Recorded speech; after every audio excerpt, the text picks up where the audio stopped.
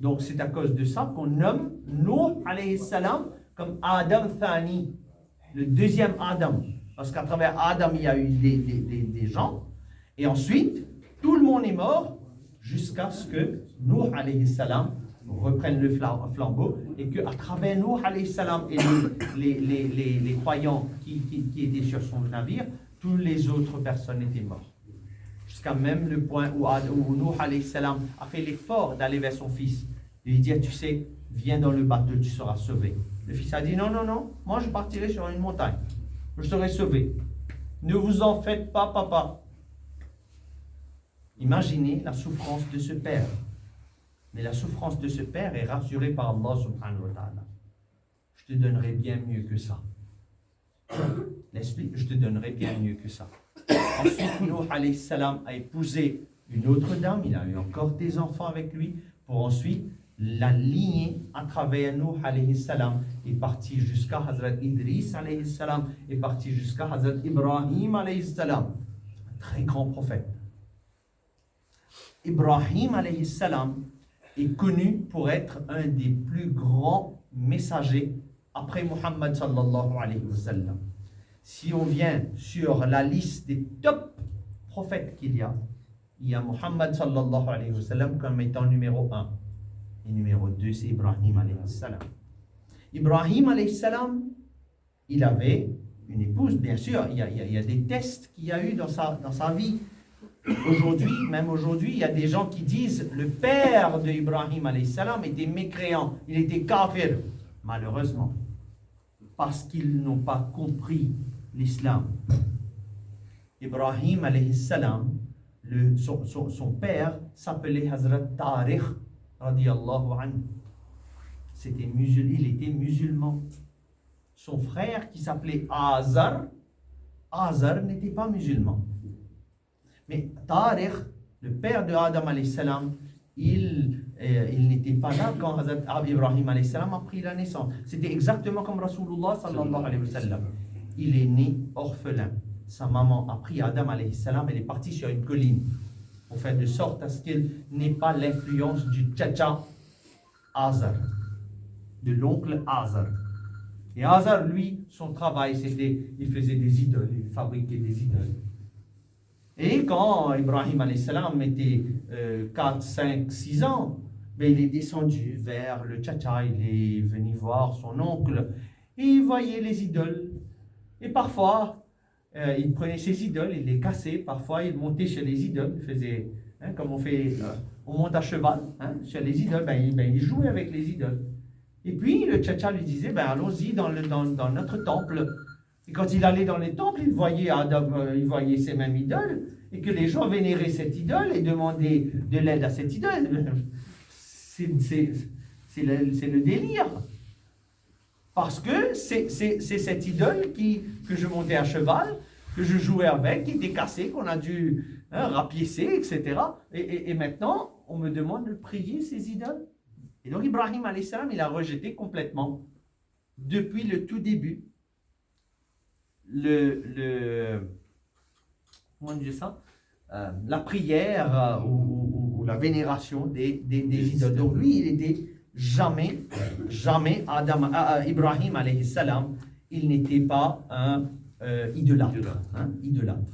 Donc, Ibrahim alayhi salam, ce qu'il faut qu'on connaisse, c'est qu'Ibrahim alayhi salam avait son première épouse s'appelait Hazrat Bibi Sarah radiyallahu anha. Il n'avait pas d'enfant. Il demandait dua, pas d'enfant. Il continuait. Il avait centaines d'années. Il continuait à demander des doigts pour avoir un fils. Et un jour, Sarah radiyallahu anha lui a dit, tu sais, j'ai une servante qui travaille avec moi, qui s'appelle Hajar, ou aussi connue comme Hajara. Épouse Hajra, peut-être Allah te donnera un enfant. Et avec le consentement de Hazrat Bibi Sarah, Hazrat Ibrahim alayhi salam se marie avec Hazrat Hajar.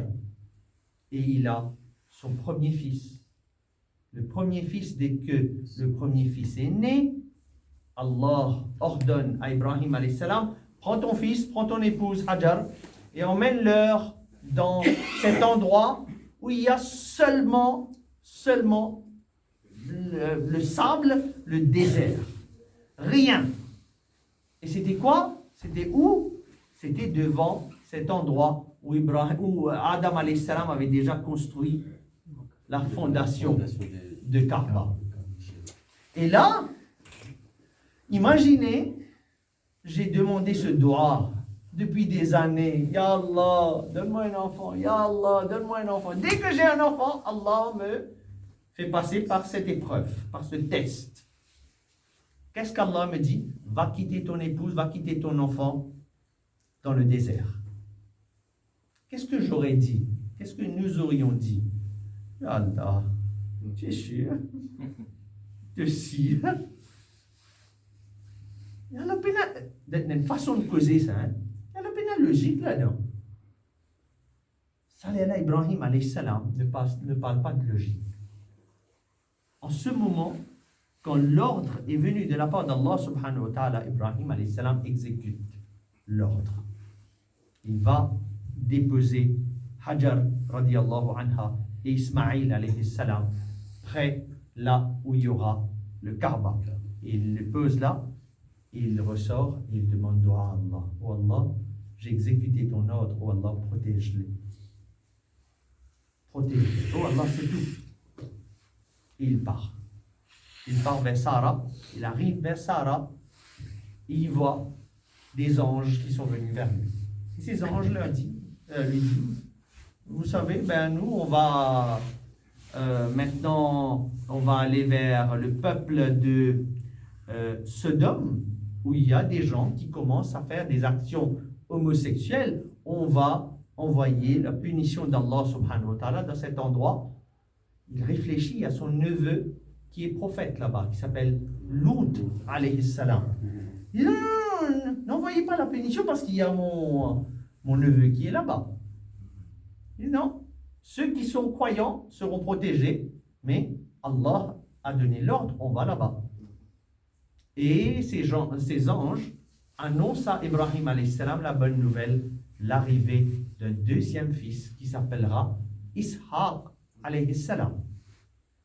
C'est important pour nous de connaître cette lignée qui a Ibrahim alayhi salam, le premier fils Ismaïl alayhi salam, le deuxième fils Ishaq alayhi salam. D'accord? Allah, entre-temps, Allah fait faire un rêve, fait voir un rêve à Hazrat Ibrahim alayhi salam. Ibrahim alayhi salam voit qu'Allah ordonne à son messager Ibrahim d'aller faire Zaba à son premier fils Ismaïl alayhi salam. Le premier jour, il dit peut-être un rêve. Il sait déjà qu'il est prophète, que le rêve d'un prophète, il n'y a rien de faux dans le rêve d'un prophète. Deuxième soir, il revoit le même rêve. Troisième soir, le même rêve. Donc, entre-temps, il arrive vers Ismaïl alayhi salam. Il dit Allah m'a ordonné de faire, de te sacrifier et de faire le Zaba. Et Ismaïl alayhi salam lui a dit tu es sûr, papa? Oui, je suis sûr. Mais si tu es sûr, Allah t'a ordonné, exécute l'ordre. Inch'Allah, tu me verras parmi ceux qui sont patients. Je serai parmi les Sabiroun. Je serai patient. Suis-je un fils? Et si mon père me dit, Bêta, ne fais pas ça, parce qu'Allah a dit. Est-ce que je suis un fils? Je suis un fils. Je suis un fils. Il va dire, ok papa, si tu me dis, c'est comme ça. Et suis-je un père? Parce que c'est pas seulement le fils. Suis-je un père que quand Allah subhanahu wa ta'ala dit à Ibrahim alayhi salam, je veux que tu construises le Kaaba. La fondation est déjà faite par Adam alayhi salam. Maintenant, je veux que tu ériges le Kaaba. Qu'est-ce que Ibrahim alayhi salam fait? Est-ce qu'il dit oui, je vais aller le faire? Ou est-ce qu'il dit, mon fils, allons-y? C'est un sunnah de Ibrahim alayhi salam. Que si on va faire n'importe quelle bonne action, Qurbani ou Umrah ou Hajj, ou venir pour ce programme-ci, qu'on prenne nos fils, nos enfants, en général, parce que si on extrapole l'idée que de prendre son fils à travers Ibrahim alayhi salam, il a dit, mon fils Ismaïl, allons-y, on va aller construire le Kaaba. C'est une leçon pour chaque père que d'emmener ses enfants. Sinon, je vais apprendre, mais mes enfants, ils ne sauront pas qu'est-ce que c'est que les bases de la religion. Qu'est-ce que c'est que les bases de l'histoire de l'islam. Donc, revenons. Ibrahim alayhi salam, il va exécuter l'ordre de faire Zaba de son fils. Et le fils qui dit, papa, faites attention. Bandez-vous les yeux. Parce que si vous allez me voir, vous n'allez pas pouvoir faire Zaba. Bandez-vous les yeux. Papa, ne mettez pas comme ça, parce que 2 fois vous avez essayé de me couper comme ça ne vient pas. Mettez le couteau en pique pour que vous puissiez me piquer le cou directement. Parce que quand vous mettez comme ça ne marche pas. Imaginez le fils qui donne des idées à son père, comment il faut exécuter l'ordre d'Allah subhanahu wa ta'ala. Et le papa qui pointe le couteau, et il est prêt à couper. Et Jibril alayhi salam vient avec le veau, le mouton, etc. Hein? Et on connaît l'histoire. Et ce qu'on ne connaît peut-être pas, c'est qu'au moment que ça a coupé, il y a une voix que le sabbat a été fait. Il y a des voix qui confirment que quelque chose a bel et bien eu lieu. Ibrahim alayhi salam qui retire le bandeau de ses yeux, il voit que c'est un mouton qui est coupé et que Ismaïl alayhi salam est là. Et que peut-être le sabbat n'a pas été compté, peut-être qu'il n'a pas bien fait l'exécution. Immédiatement, il dit Allahu Akbar, Allahu Akbar. Comme on dit quand quelque chose de pas bien est arrivé, qu'est-ce qu'il dit? Allahu Akbar, Allahu Akbar. Tout de suite, le fils dit La ilaha illallah, Wallahu Akbar, Allahu Akbar. Et tout de suite, Jibril alayhi salam dit Allahu Akbar wa lillahi alhamd. C'est ce takbir qu'on utilise quand il y a le Eid, Bakrid, etc. C'est ce même takbir qui est utilisé. C'est le rappel d'Ibrahim alayhi salam, Ismaïl alayhi salam et Jibril alayhi salam. Et Jibril alayhi salam confirme qu'Allah a bel et bien accepté le sacrifice d'Ibrahim alayhi salam. Depuis Ibrahim, on a une lignée, Ishaq. Le fils d'Ishaq s'appelait Yaqub. Le fils de Yaqub s'appelait Yusuf. Le fils de Yusuf. Et on continue. Dans cette lignée, on a des prophètes comme Daoud, alayhi salam, Zakaria, alayhi salam, Moussa, alayhi salam, Sulaiman, alayhi salam. On a Isa, alayhi salam.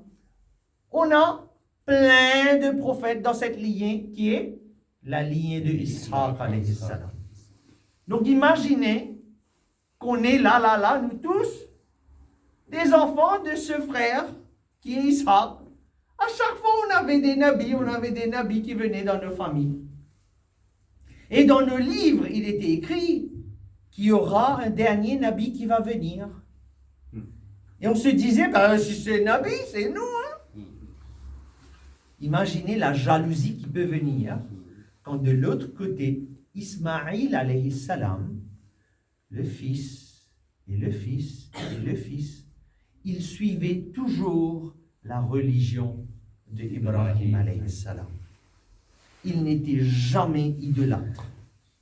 Il suivait Ismaïl alayhi salam, qui suivait Ibrahim alayhi salam.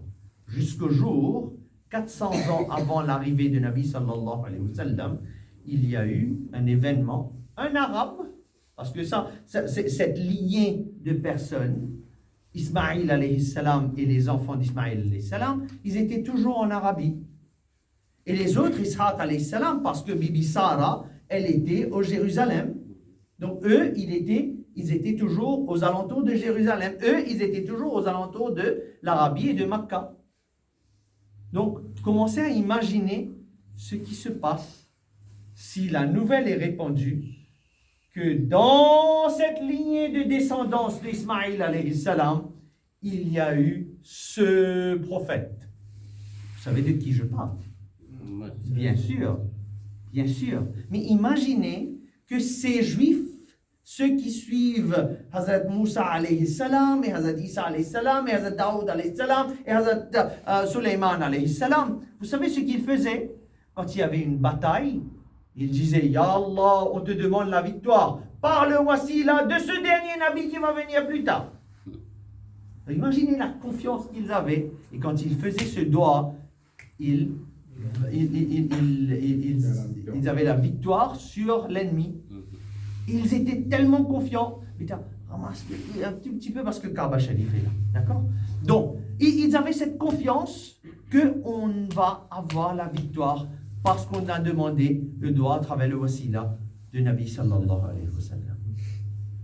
Et ce Nabi, dont on a toujours pris le nom, il a pris la naissance chez les Arabes, chez l'autre frère. Et là, ils étaient jaloux. Et là, dès que le messager vient avec un message, ils disent, ah non, nous on rejette. Et ils se disaient entre eux, mais au fait, le message est vrai.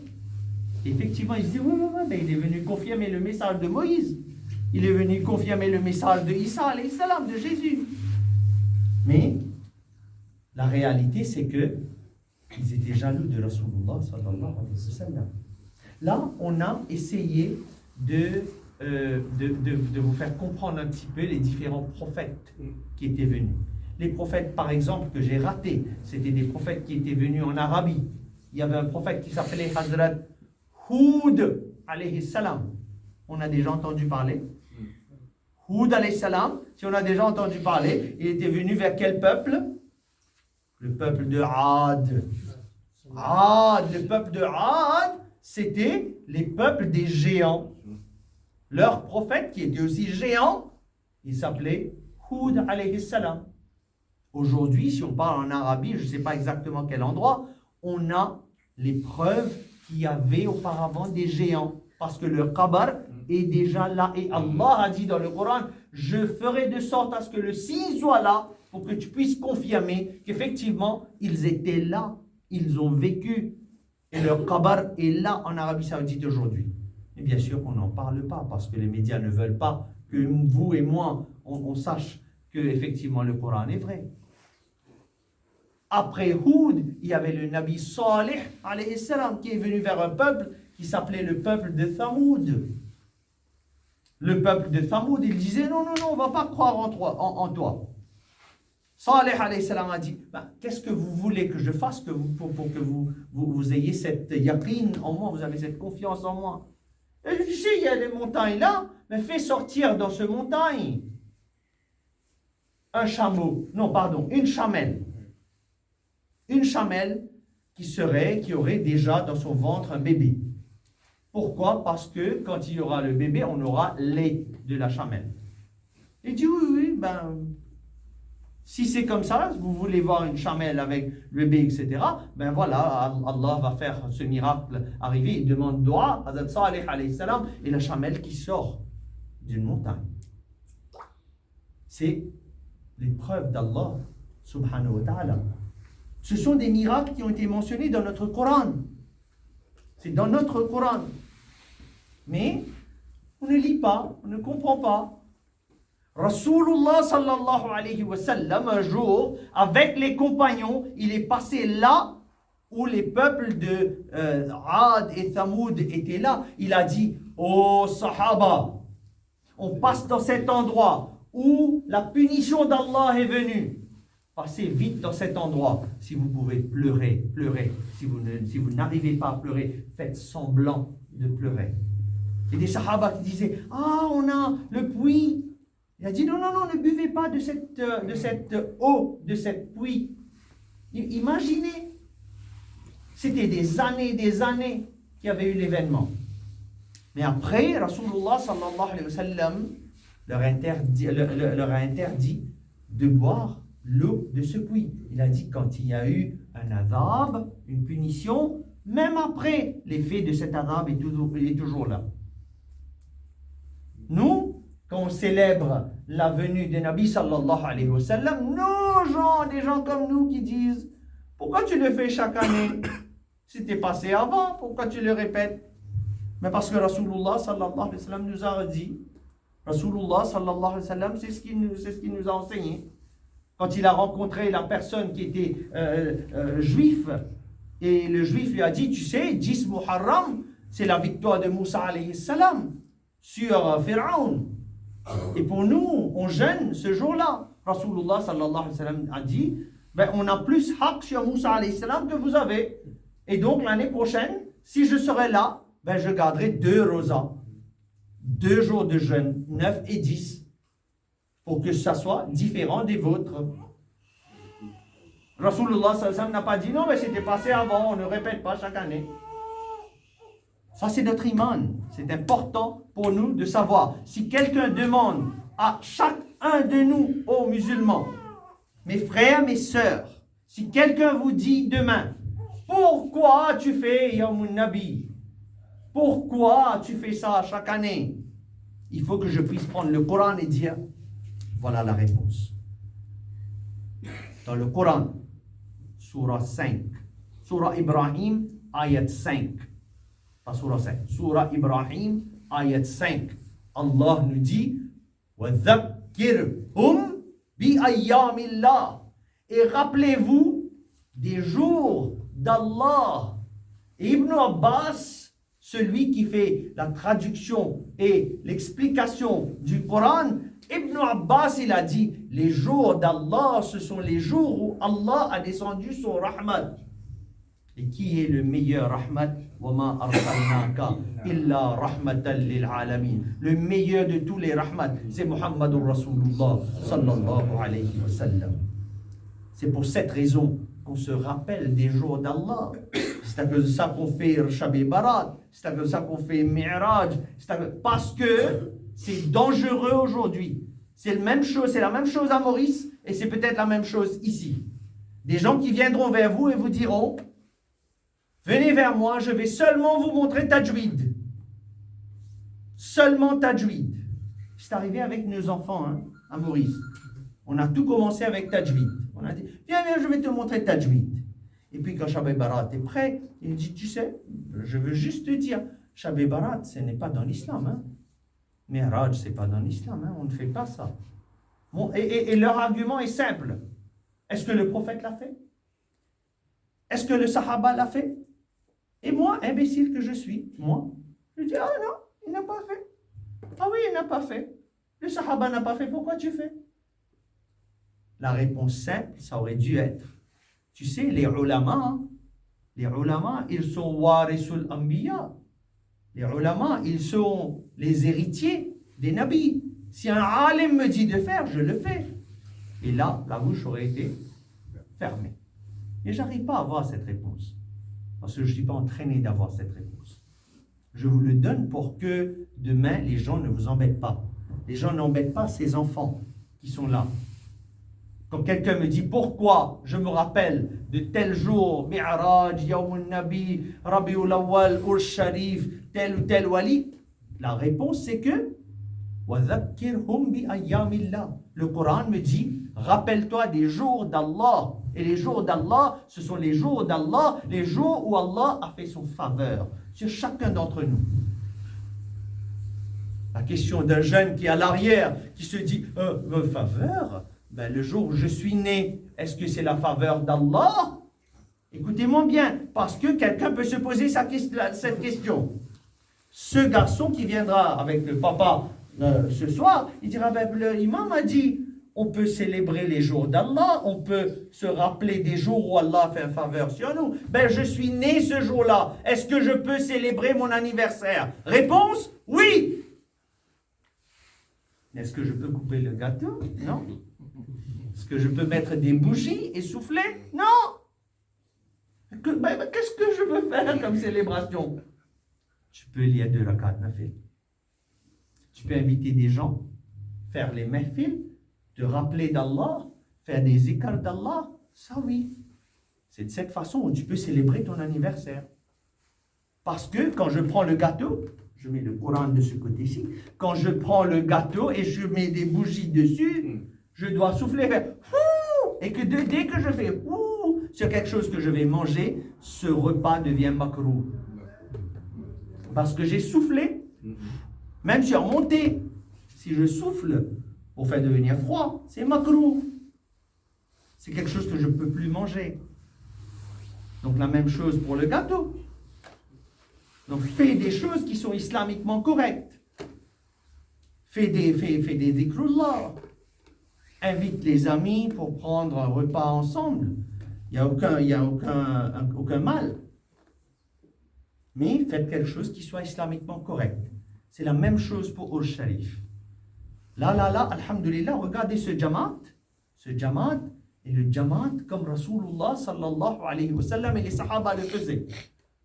Et par contre, si je commence à ouvrir les rideaux, on va avoir une interaction avec le sexe opposé. Ce n'est plus un jamaat que Rasulullah sallallahu alayhi wa sallam avait agréé.